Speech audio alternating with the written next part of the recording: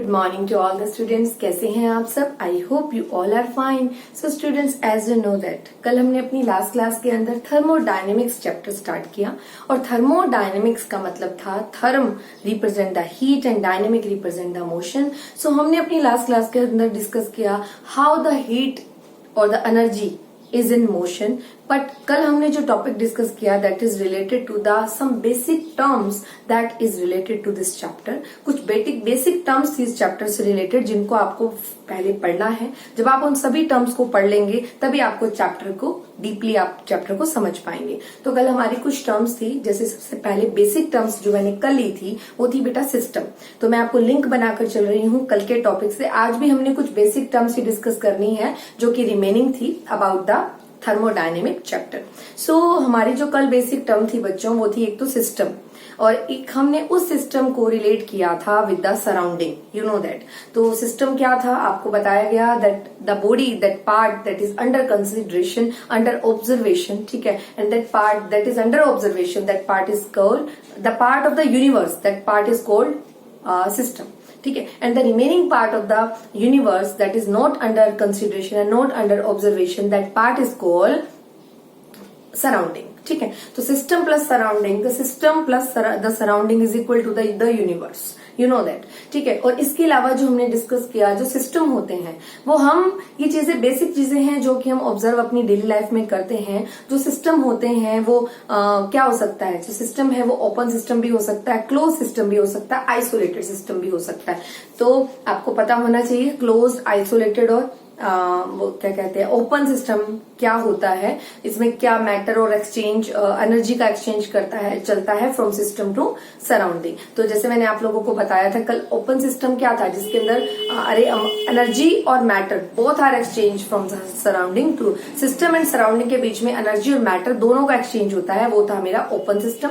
और close system मैंने आप लोगों को बताया जिसके अंदर सिर्फ एनर्जी एक्सचेंज होगी to the with the surrounding but matter exchange नहीं होगा या फिर मैटर लॉस नहीं होगा because of the system is nature of the system is closed, ठीक है। और आइसोलेटेड सिस्टम में हमने बेस्ट एग्जांपल लिया था बच्चों थर्मोस फ्लास्क का, ठीक है, जिसमें for a limited time period हम ऐसे नहीं बोल सकते कि बिल्कुल भी एनर्जी एक्सचेंज नहीं होगा, बट आइसोलेटेड सिस्टम वो था जैसे थर्मोस फ्लास्क का कि जिसके अंदर एनर्जी का जो एनर्जी जो लॉस होती है फ्रॉम सिस्टम टू सराउंडिंग वो नहीं हो पाती क्विकली, ठीक है। ये एग्जाम्पल बना आइसोलेटेड सिस्टम का, ठीक है।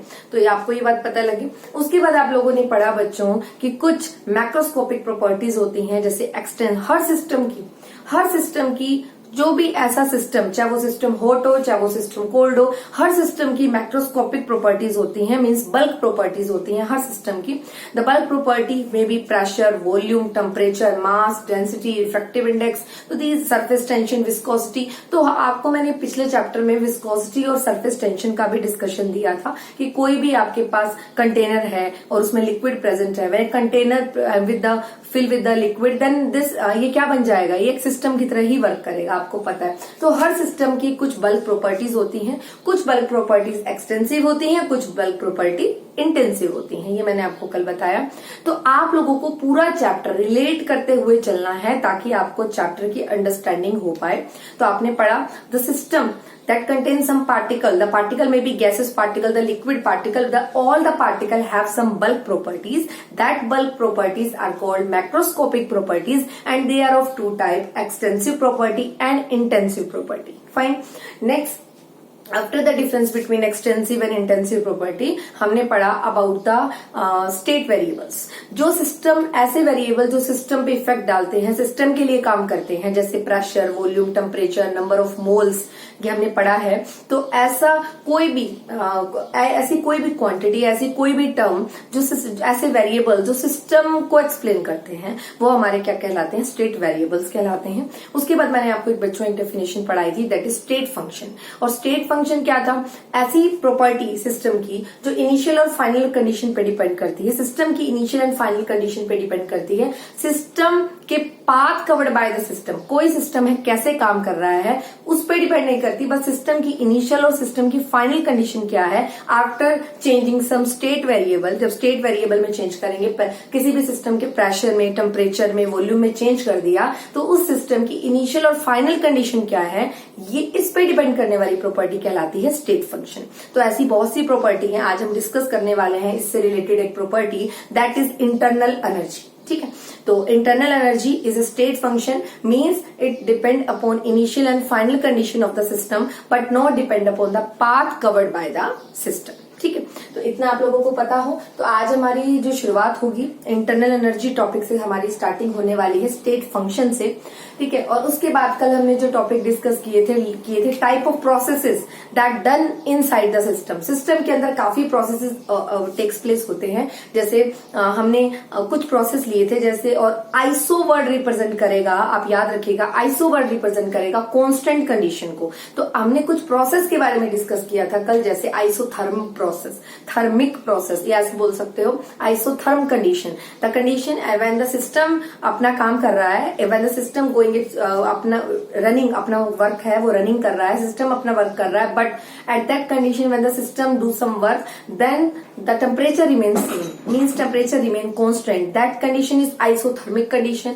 सेम इन दिस वे मैंने एक और प्रोसेस आपको समझाया, कोई भी वेरिएबल आप कांस्टेंट कर दीजिए, that considered as a process, type of process. So मैंने एक लिया आपको आइसोबार। आइसोबार वो कंडीशन है जहां पर सिस्टम अपना काम कर रहा है but pressure remain same, pressure remain constant. Isochore या आइसोचोर आप बोल सकते हैं, that condition when the volume of the system remain constant and जो सिस्टम है वो अपना काम कर रहा है। ठीक है, तो आप लोगों को इतना पता होना चाहिए डिफरेंट टाइप के processes that are done inside the system.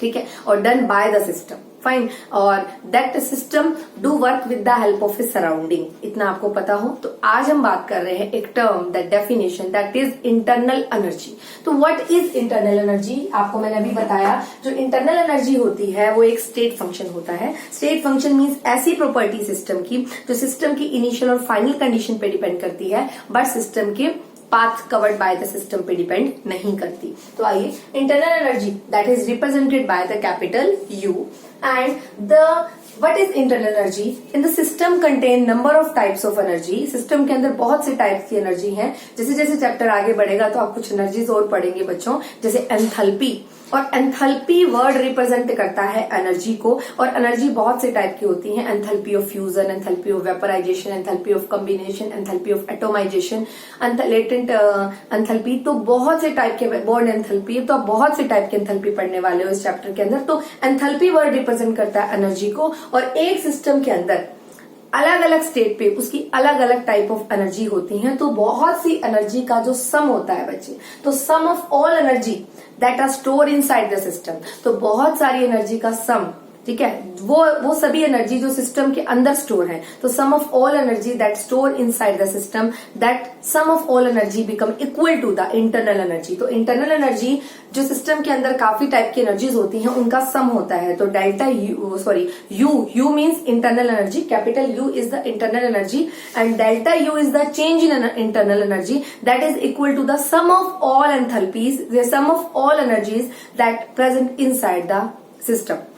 When the system may be in different states में सिस्टम होगा, तो जैसे लिक्विड स्टेट में, लिक्विड से गैस स्टेट के अंदर पार्टिकल जा रहे हैं after applying some change in the variable, किसी भी वेरिएबल में चेंज कर रहे हो आप। तो जैसे सपोज आपको पता है टेम्परेचर आप इंक्रीज कर रहे हो सिस्टम का, तो आपको पता होना चाहिए जो पार्टिकल हमारे रेस्ट स्टेट में थे वो मोशन स्टेट में चले गए। इट मीन्स क्या हुआ, एंथैल्पी किस कौन से वेपर स्टेट में चले गए पार्टिकल, लिक्विड से वेपर स्टेट के अंदर चले गए गैसेस पार्टिकल, तो ये हो गई हमारी एंथैल्पी ऑफ वेपराइजेशन को रिप्रेजेंट करती है। तो मैं आपको इतना बताना चाह रही हूँ, एक सिस्टम के अंदर अलग अलग स्टेट हो सकती हैं, और अगर एक सिस्टम की एक ही टाइप की स्टेट है, मान लो लिक्विड स्टेट है सिस्टम की, गैसेस स्टेट है, और अगर आप किसी भी सिस्टम की आप प्रेशर अप्लाई करके या टेम्परेचर अप्लाई करके स्टेट को चेंज करते हैं, और जब स्टेट चेंज करेंगे तो एंथैल्पीज चेंज होंगी। तो एंथैल्पी डिफरेंट टाइप की होती है सिस्टम के अंदर, और sum of all enthalpies, again I will repeat, sum of all enthalpies या sum of all energies that are present inside the system, that sum is equal to the internal energy.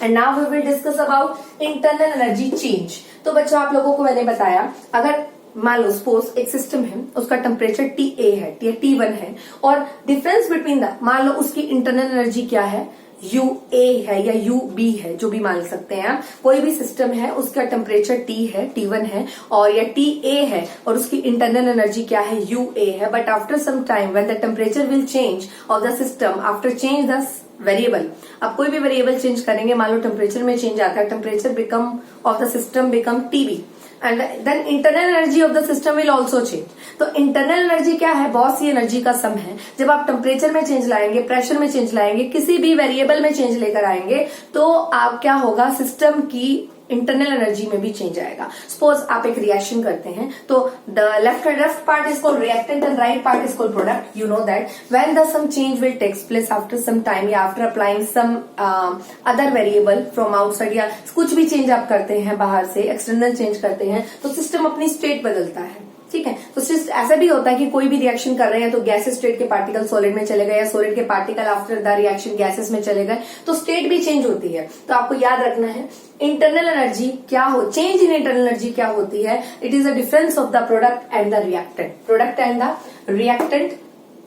ठीक है, this the difference between the internal energy of the two state. ठीक है, to different states हैं, उनका difference. और अभी हम simply कह सकते हैं, अगर मैं केमिकल रिएक्शन की बात कर रही हूं, तो internal energy of the product minus internal energy of the reactant. और अगर मैं किसी रिएक्शन की बात नहीं कर रही, नॉर्मल बात कर रही हूं, तो मैं बोल सकती हूँ किसी भी सिस्टम की इनिशियल स्टेट, और तो क्या हो गई इनिशियल स्टेट, हम क्या ले सकते हैं, ले लीजिए यू ए, और फाइनल स्टेट क्या हो गई यू बी। तो U B minus U A, final state minus initial state, this is also equal to internal change in internal energy, and change symbolized by delta symbol, change in internal energy delta U. अगर मैं small change को represent करूं तो मैं यहाँ लिखूंगी D, small change के लिए सिंबल यूज होता है डी। और अब आ जाइए आप कंडीशन पे, अगर रिएक्टेंट की इंटरनल एनर्जी ज्यादा होगी तो ऑल ओवर चेंज इन एनर्जी क्या होगा, नेगेटिव होगा। और अगर प्रोडक्ट की इंटरनल एनर्जी ज्यादा होगी तो आपका जो all over change in internal energy होगा, change in internal energy, that is positive. ये आपको पता होना चाहिए। ओके, तो this is the concept of internal energy. And this concept again, ये जो कंसेप्ट है इंटरनल एनर्जी का, ये एक स्टेट फंक्शन होता है, मैंने आपको बताया है पहले भी, ये स्टेट फंक्शन है।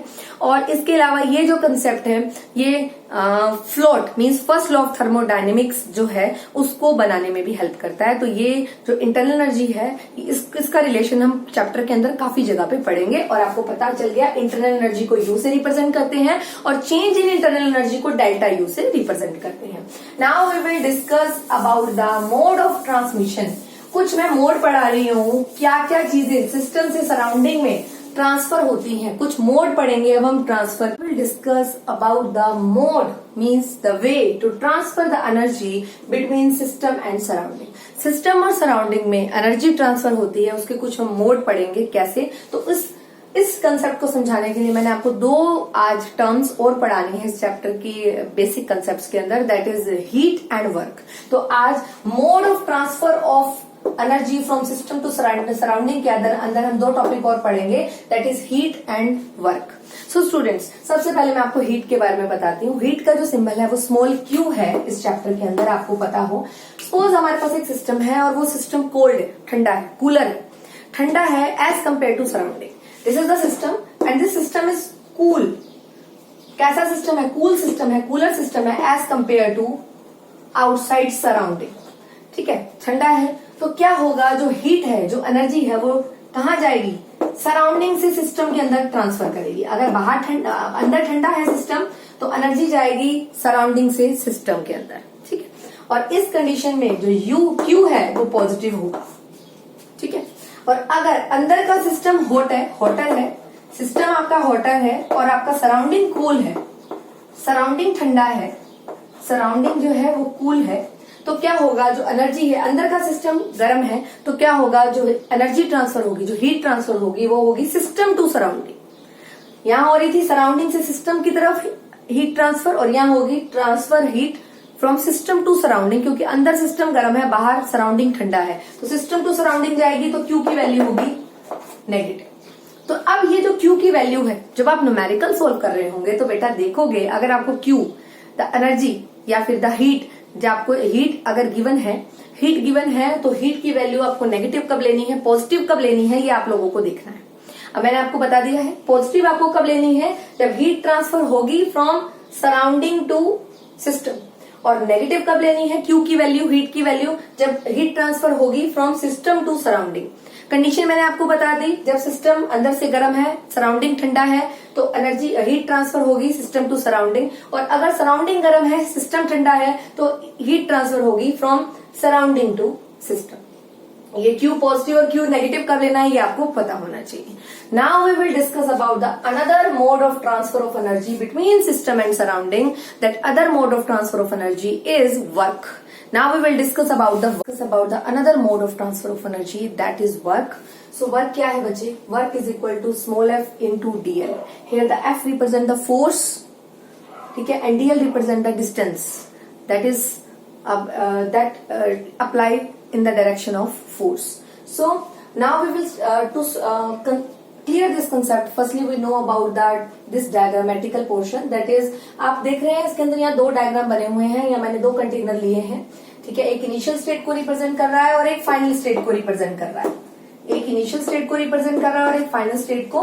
तो आप क्या देख रहे हैं, इस कंटेनर के अंदर आप लोगों के पास एक पिस्टन अप्लाई है जो प्रेशर अप्लाई कर रहा है, और इस कंटेनर के अंदर गैसेस पार्टिकल प्रेजेंट है, काफी सारे गैसेस पार्टिकल प्रेजेंट है। उन गैसेस पार्टिकल भी रैंडम मोशन में है, वो भी पिस्टन के ऊपर क्या लगा रहे हैं, आप ऊपर साइड में फोर्स लगा रहे हैं। क्या अप्लाई कर रहे हैं, ऊपर साइड में फोर्स अप्लाई कर रहे हैं, that applied on the piston. तो हमने देखा ये दो सिलेंडर हैं हमारे पास, दोनों में गैस भरी है। तो एक इनिशियल स्टेट के समय जब गैस भरी है, ऊपर से पिस्टन अप्लाई किया है, ये एक्सटर्नल प्रेशर है that is apply on the piston, ठीक है। और P जो है इस कंसेप्ट के अंदर नॉर्मल प्रेशर है that is apply by the gases particle, ठीक है। अगर हम ये नॉर्मल स्टेट है, अगर मैं इस पे एक्सटर्नल प्रेशर अप्लाई करती हूँ तो ये गैस पार्टिकल्स हैं, इनका वॉल्यूम क्या हो जाएगा, थोड़ा सा डिक्रीज हो जाएगा। इनिशियल वॉल्यूम क्या था, VI था, और इनके गैसेस पार्टिकल का प्रेशर क्या था, P था। लेकिन जब ऊपर से प्रेशर अप्लाई कर दिया गया, that is external pressure apply कर दिया गया, तो वॉल्यूम हो गया VF, और P क्या है यहाँ पर, एक्सटर्नल प्रेशर। एक तो गैसेस पार्टिकल का खुद का प्रेशर, और एक प्रेशर वो जो गैसेस पार्टिकल पे अप्लाई किया जा रहा है। जब गैसेस पार्टिकल पे प्रेशर अप्लाई करेगा तो जो पिस्टन डिस्टेंस कवर करेगा दैट इज DL, ओके। और ये P, ये हमारा एक्सटर्नल प्रेशर अप्लाई हो रहा है, और टोटल जो वॉल्यूम है मैंने आपको बताया, यहाँ पर VI इनिशियल वॉल्यूम, और यहाँ पर हो जाएगा फाइनल वॉल्यूम, और total volume change in volume यहाँ पर है DV, that is equal to area of this cross section, and DL that is the distance cover by the piston. Okay, so now to explain this concept of the work, हम एक concept लेंगे pressure volume work explain करेंगे आज। तो आप देखिए total volume inside the total volume of gaseous particle that is present inside the cylinder, that is V, ठीक है। pressure of the gas, normal, the pressure, you know that gaseous particle are randomly moving, ceaseless motion में होते हैं, तो उनके वो भी ऊपर की तरफ प्रेशर अप्लाई कर ही रहे हैं, बट हमने एक्सटर्नल प्रेशर भी अप्लाई किया है, work done on the system किया है। तो आपको पता हो नॉर्मल गैसेस प्रेशर जो है, गैस के पार्टिकल का प्रेशर क्या है, वो P, और एक है हमारे पास एक्सटर्नल प्रेशर। एक्सटर्नल प्रेशर, ये एक्सटर्नल प्रेशर क्या है बेटा, किसके इक्वल है, PX। अब और फाइनल वॉल्यूम, जब हमने PX अप्लाई किया, ऊपर से प्रेशर अप्लाई किया, तो फाइनल वॉल्यूम है VF, और इनिशियल स्टेट में इस मतलब सिलेंडर के अंदर जो गैसेस पार्टिकल का वॉल्यूम था वो था VI, और आफ्टर अप्लाइंग द प्रेशर इसका वॉल्यूम हो गया VF। Distance that is covered by this piston that is DL, और simply we can say L, and the area of cross section of this piston is A, fine, and inside the area of cross section is complete, this is A, and the delta V, change in volume after applying the pressure by the piston on this gaseous particle, the change in volume means delta V, और small v से represent कर सकते हैं small change को dV। तो delta V is the large change that is takes place in the system, it is equal to L into A, okay। L is the length, it is the distance that is covered by the piston, and after applying the external pressure जो gaseous particle है वो क्या हो गया, उनका volume क्या हो गया, कम हो गया, दैट इज VF, और VF माइनस में VI that is represented by delta V। So you know that pressure is equal to force upon area, and अगर फोर्स को यहाँ रखेंगे तो क्या लिख सकते हैं, force is equal to pressure into area, and the work is equal to F into D। F क्या है यहाँ पर हमारे पास, फोर्स, और फोर्स किसके इक्वल है, P इंटू A, तो हम यहाँ लिख सकते हैं। और कौन सा प्रेशर है, एक्सटर्नल प्रेशर कौन सा है, PEX से रिप्रेजेंट करते हैं हम एक्सटर्नल प्रेशर को, that is P into F is equal to P into A, that is external pressure. So हम यहाँ लिख सकते हैं F की जगह पर प्रेशर इंटू एरिया, और आपको पता है जो एरिया है प्रेशर इंटू एरिया, ओके। और आपको पता है W इज इक्वल टू क्या है, F इंटू DL, और डिस्टेंस दैट इज कवर्ड, और डिस्टेंस कवर होगा तो मतलब जो चेंज आएगा वो किसके इक्वल होगा, a इंटू एल के इक्वल होगा वो change. That change is equal to a into L, और a इंटू एल की जगह आप क्या पुट कर सकते हैं, डेल्टा v। और आपको पता है हम जब प्रेशर अप्लाई करेंगे तो वॉल्यूम क्या होगा, डिक्रीज होगा, तो हम कौन सा साइन लगाएंगे, नेगेटिव। ठीक है, तो हम लिख सकते हैं बिल्कुल नेगेटिव साइन। तो अल्टीमेटली हमारे पास आ गया W is equal to minus P delta V. Here the P किस टाइप का P है, ये गैसेस पार्टिकल का प्रेशर नहीं है, ये एक्सटर्नल प्रेशर है। एक्सटर्नल प्रेशर अप्लाई करने से वॉल्यूम कम हो रहा है, वॉल्यूम कम हो रहा है तभी हम नेगेटिव साइन रिप्रेजेंट कर रहे हैं चेंज इन वॉल्यूम के आगे, तो नेगेटिव साइन रिप्रेजेंट होगा। और बेसिकली अगर मैं बोलूं कि वर्क डन जब सिस्टम पे करते हैं तो वर्क डन क्या होता है, वो तो वॉल्यूम में चेंज आ गया, वॉल्यूम में चेंज आ गया तो all over work done negative के इक्वल हो गया। बट एक्चुअल में जो वर्क डन सिस्टम पे अप्लाई होता है तो वर्क डन पॉजिटिव होता है। वर्क डन हमेशा पॉजिटिव होता है जब कोई भी प्रेशर या कोई भी वेरिएबल सिस्टम के ऊपर अप्लाई किया जाता है। जैसे सिलेंडर के लिए, cylinder consider here as a system, ठीक है। तो जब भी किसी सिलेंडर के ऊपर या किसी भी सिस्टम के ऊपर जब वर्क डन अप्लाई करते हैं तो it will be consider in positive. तो work done on the system is positive. ये तो हम सिस्टम के ऊपर काम कर रहे हैं, जो प्रेशर है पिस्टन की हेल्प से सिस्टम के ऊपर लग रहा है। लेकिन अगर गैसेस पार्टिकल ज्यादा रैंडम मोशन में होते तो work done by the system होता। जब work done by the system होता है तो वर्क डन क्या होता है बच्चे, नेगेटिव होता है। ये बात आपको पता होनी चाहिए। तो ऑल ओवर में अगर बोलूं तो W हमेशा किसके इक्वल होता है, minus P into delta V। ये आपको इक्वेशन बहुत अच्छे से याद होनी चाहिए। This is the equation of pressure volume work done. ठीक है, इतना आपको पता हो तो हम कल इसी से रिलेटेड इसका अपोजिट कंसेप्ट पढ़ने वाले हैं, reversible change of the system. ठीक है, तो स्टूडेंट्स आज के लिए इतना ही। तो आज हमने पढ़ा इंटरनल एनर्जी के बारे में, इंटरनल एनर्जी चेंज के बारे में, और दो मोड ऑफ ट्रांसफर हैं फ्रॉम सिस्टम टू सराउंडिंग जो हमारे पूरे चैप्टर में यूज होंगे। That is heat. हीट क्या, हीट का सिंबल है स्मॉल क्यू। तो जब हीट ट्रांसफर होती है from system to surrounding that is negative, and surrounding to system जब हीट जाती है तो क्यू क्या होता है, पॉजिटिव, और सिस्टम से सराउंडिंग जाता है तो क्यू होता है नेगेटिव। दूसरी टर्म हमने पढ़ी वर्क। वर्क किसके इक्वल होता है, F into D means distance, और ये जो सपोज नॉर्मली हम बोल सकते हैं द चेंज। और अब हमें पता चला वर्क जो है, work done on the system क्या होगा, positive. Work done by the system क्या होता है बच्चों, नेगेटिव। तो आपको ये प्रेशर वॉल्यूम वर्क डन का जो डेरिवेशन है ये कंप्लीट आप लोगों ने करके देखना है। तो सिंपल देख लिया आप लोगों ने, हमने एक नॉर्मल सिलेंडर लिया था, उसमें गैस भरी हुई थी, वॉल्यूम VI था, प्रेशर P था। एक्सटर्नल प्रेशर अभी अप्लाई नहीं किया। दूसरे सिलेंडर में मैंने आपको क्या दिखाया है, एक्सटर्नल प्रेशर अप्लाई होने की वजह से ये एरिया ऑफ क्रॉस सेक्शन था पूरा पिस्टन का, ये चेंज हुआ, ये यहाँ पर आया, इसने डिस्टेंस कवर किया, दैट इज DL।